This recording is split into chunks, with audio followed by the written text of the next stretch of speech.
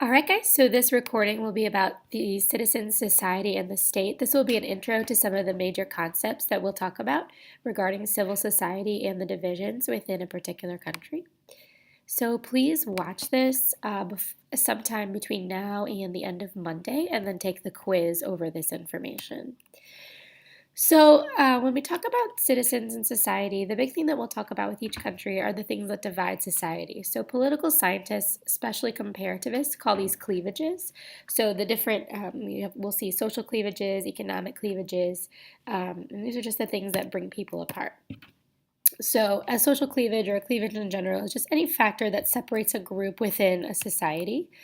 So when we look at this phenomenon, we'll be looking at, what are the types of social cleavages, how are cleavages expressed in the political system. So because people have ethnic divisions or linguistic divisions, does this mean that some people have access to power while others do not? And do multiple cleavages lead to more or less division? So the types of cleavages that can exist would be along social class or ethnic lines.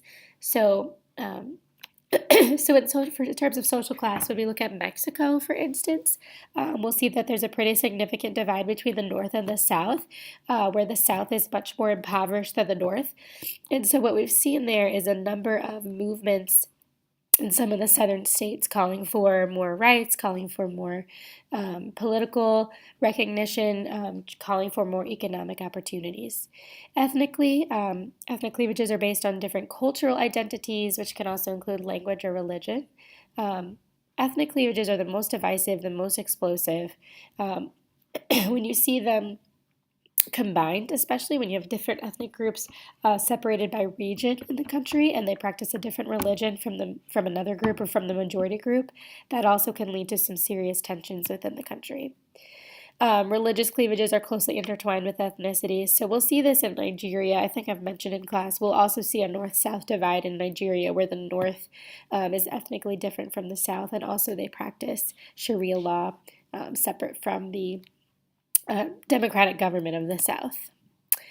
The regional cleavages, so we'll see this in China in particular. There's a pretty significant difference between the rural and urban areas in China. And in urban China, for instance, you can live a very successful life. It's very possible to be part of the middle or upper class, to have a good job, make a good living. But in rural China, it's a whole different story. The education system is struggling.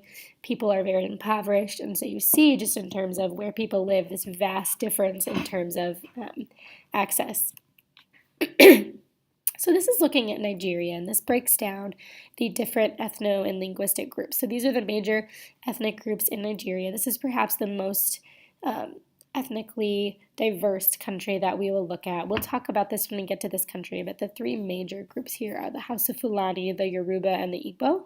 And these three groups are also united in terms of where they are located in the country. So you can kind of see, and these do lead to some major differences. So we'll also see in a future map that up here in the north, this is where we see the Sharia law practiced. We also see in Nigeria vast differences in terms of languages spoken. So these also have influences and impacts on the political system. And then finally, these are the states under Sharia law. So this is that division, that north-south division. Okay, so when we talk about how this gets carried out and how this is expressed in the political institutions, these ethnic, religious, linguistic divisions do play out and do have a tremendous impact in terms of how people vote and who they want to elect. So is political party membership based on cleavages? That's a question we could ask. Many times it is. Do political elites or those who hold power usually come from one group or another? Oftentimes, yes. There's one particular group that has access to leaders where the leaders are coming from. Do these cleavages block some groups from fully participating in government? So in Iran, for instance, I've mentioned in class, Iran is a theocracy. There are some protected minorities that can participate, at least on paper. but most of the time the high up leadership positions are not going to be, well, they're not going to be from that religious minority. So this shows you, this is an old map from 2011, but it shows you the difference in how people voted. And so we have a sharp division in terms of who the preferred presidential candidate was. So Buhari is voted upon in the north, and then this is Goodluck Jonathan, who did win that election in the south. It reminds me of when you look at some of the electoral maps for the United States, or even thinking about the Civil War. When you look at the electoral map from Abraham Lincoln's election in 1860, this reminds me very much of that election. And of course, we know that that does present very significant challenges to a government's legitimacy. When we talk about cleavages, there's a difference between coinciding and cross-cutting cleavages. They're pretty straightforward. These are definitions and terms that help us answer this question of, do multiple cleavages lead to more or less division? So a coinciding cleavage is when two or more cleavages work together. And so, for instance, like we see in Nigeria, it's when an ethnic group is also different religiously. So the two differences go together. And when this happens, when you layer multiple coinciding cleavages together, it's more likely to cause an explosive situation. Whereas if they're cross-cutting, you may limit some of the tensions. Cross-cutting divides society into many potential groups that may conflict on some issues but cooperate on another. So perhaps a group, maybe there's religious differences, but those do not correspond to differences in wealth. Perhaps a religious minority also happens to be a minority that sometimes can access power because they have wealth, in which case that's a cross-cutting cleavage and therefore can keep conflict down. It's important to talk about the relationship between citizens and the state. The term political efficacy is just this idea that the citizen believes he or she can be involved in politics and can make a difference in politics. So when you have efficacy, you believe that your voice matters. So it's a citizen's capacity to understand and influence political events. If we were doing this in class, I would have you make a hypothesis based on political efficacy. But it could be the more political efficacy one has, the more likely he or she is to vote or is to be part of civil society. Social capital is a term that refers to the amount of trust between citizens and the state. So societies with low social capital may be more inclined toward authoritarian or anti-individual governments because people aren't afforded or aren't allowed an investment in the society. They aren't given a voice. They're not allowed to participate. Societies with more social capital may be inclined more toward democracy, where there's more trust between the government and the state, and people are willing to hand over some of that power, knowing that the government will uphold the rule of law. We've talked a little bit about transparency. It kind of goes along with the ideas of access and responsiveness. This means that what the government does is out in the open. There's not a lot of secrecy or corruption happening behind closed doors. We can see what's going on. When there isn't transparency, there's much more likely to be high rates of corruption and perhaps lower efficacy because people do not feel like they know what's going on or can really trust the system. We talked about socialization last semester in class. So political socialization is this idea, this process that allows citizens to learn about politics in their country and to become part of political culture. We talked about where we learn about political culture, and the main things we said last semester were things like your parents, your family, the media, your friends, religion, your job, your geography, where you grow up. All of those things impact how you view politics. What we'll see in the countries we'll study is that the country's history and culture plays a huge role in how involved people are in politics, how much they trust the government, and what they think the government should be doing. All right, political culture. Again, a term that we talked about last semester a little bit. It's this collection of beliefs, values, and practices that a government is based on. So if a particular tradition has always been important, that means that that's probably going to continue to be carried on. So this can vary from one country to another. So if the country has a tradition of corruption, the citizens are probably going to expect corruption. If the country has a value of respecting authority, that's probably also going to continue.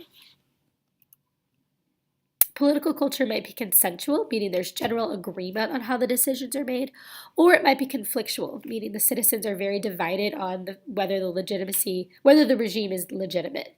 So I would say in the United States, we have consensual political culture. We don't necessarily agree with the decisions that are made, but we agree on the system. We agree that our process, for the most part, and we do have some issues with some things we do, but for the most part, we have broad consensus and trust in our political system, even though we may not agree with the leaders who currently occupy those positions. If it's conflictual, that means we've got some deep divisions within the very foundation of the government, the very nature of the system. So you'll see some of this in Iran. So we'll talk about the revolution in Iran in 1979 that brought in, toppled the more democratic government, the U.S.-friendly government, and brought in the Shah and implemented the theocracy that exists. And so some would argue that perhaps that's not legitimate. Okay, so I think we're not going to talk too much about this now because we're not in class, but the question was, can you think of a time when political culture was conflictual? And we could probably come up with some examples of, the Civil War or other times throughout history when we saw conflictual culture. How people participate in their civil societies. Obviously, voting is important. People can get involved in interest groups. So remember, the goal of interest groups is to influence policy. They're trying to change a particular policy. Political parties, certainly, whose goal is to nominate candidates, get candidates elected to office. Of course, voting. People have different access to voting rights throughout the countries we'll look at. Social movements have been important in most of the countries we'll see. So organized collective activities trying to bring about change. Sometimes governments are very receptive to social movements and sometimes they're very repressive of social movements. Which is this question: how does participation in authoritarian regimes differ from participation in democratic regimes? Well, in an authoritarian government, most citizens will contact their government through some sort of activity that involves obedience. So they're doing what the government wants them to do, and that's when they come into contact with government officials. So they're following the laws, they're following military orders, they're paying their taxes, they're voting, even though there might be limited choices. You may get a question on the AP test or on our test, which is, why would people participate in voting even in an authoritarian government? And there's a couple reasons. For one, it's one of the only means of expression. So when it's one of the only means of expression, it does bolster some of that efficacy. People want to feel like they're making a difference, want to feel like their vote matters, and so they might vote. Sometimes it's coerced. Sometimes there's a fear not to vote because you want to be seen showing support for the leadership. So those are two reasons why people might participate, even when their participation is perhaps less authentic. And then in democratic governments, of course, we play a much more active role in the political process. We feel very rightfully entitled to express our opinions, to contact our political leaders, to protest, to share our views on social media. It's very common. The most common form is to vote, but it's also very common for people to donate money, to work for candidates, to attend a meeting, to go to a rally, to join a party. We play a very active role in democratic governments. Civil society, I think I've mentioned this definition in both classes, but this is just that organized life outside the state, meaning groups outside government that people voluntarily join. So they help people define and advance their interests. It could be something like a church group, a bowling league, Boy Scouts. Usually these civil societies are very strong in liberal democracies because the government doesn't have any motivation to shut these down. Sometimes in authoritarian states, there are very strict rules for forming voluntary associations. We also talked a little bit about NGOs already, but they're part of global civil society. So joining a group that is an international group outside the state that goes into countries and provides aid is also a way to get involved in civil society. So these are some examples of types of organizations that one could join. So I mentioned some of these: social clubs, environmental groups, charities, unions, consumer groups. Basically any organization that's not an official government organization is part of civil society. All right, thanks guys for watching, and you can now take your quiz.